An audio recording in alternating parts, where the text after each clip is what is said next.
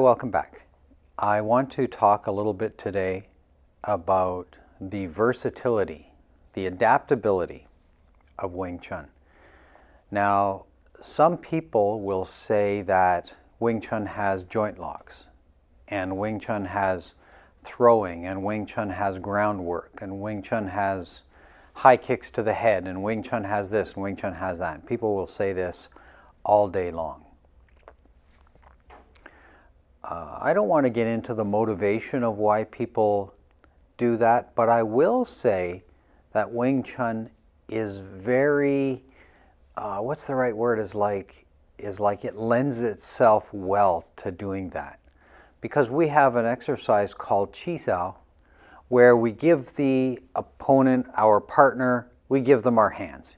Here you go, here's my hands. And any style, once they have both your hands, they can do a lot. So from there, it's pretty easy to say, well, I've got both his hands, I can do a hip throw. I've got both his hands, I can do a joint lock.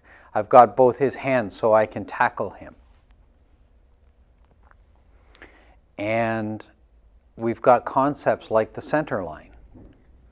Well, individual concepts can also be applied in different contexts.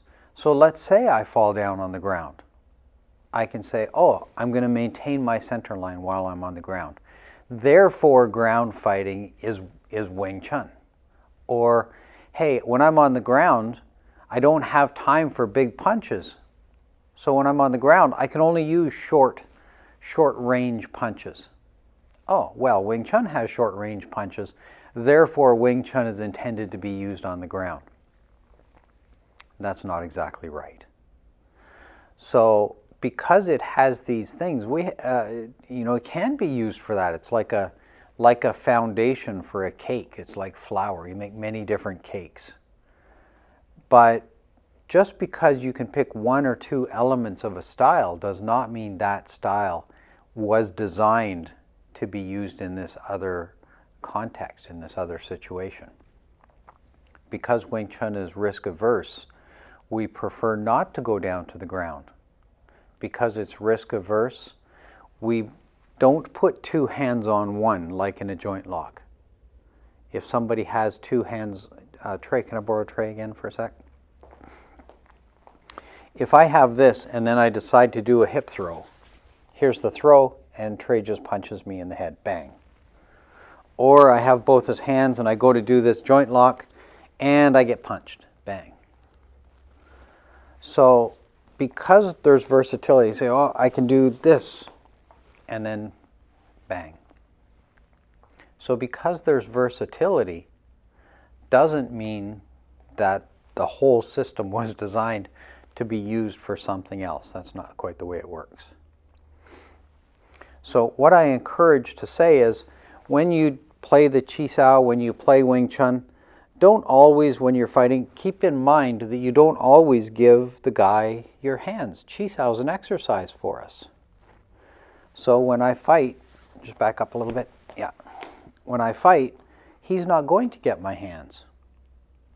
If he wants my hands, if he wants both my hands, he's got to earn it. Good luck. So if he wants them both, he's got to earn it. If he wants to turn his back to me, that's his prerogative. Thanks, Trey.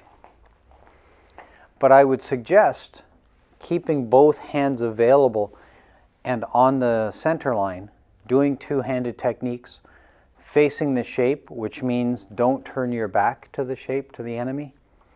All of these attributes need to stay in play in order for something to be called good Wing Chun. That includes staying balanced.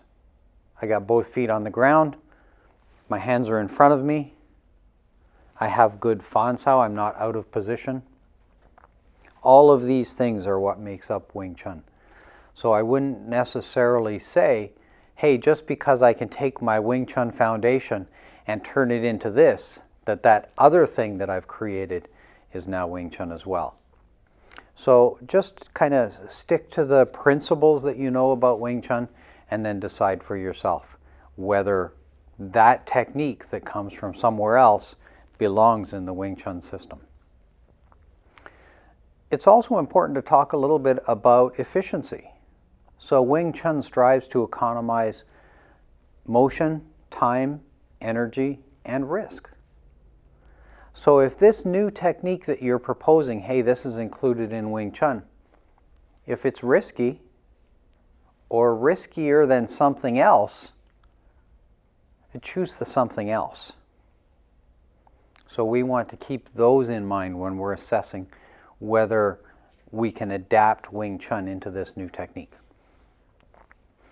That's all I wanted to say about this topic for this lesson. Once again, I thank you all for watching. I look forward to seeing you again. Until then, bye for now.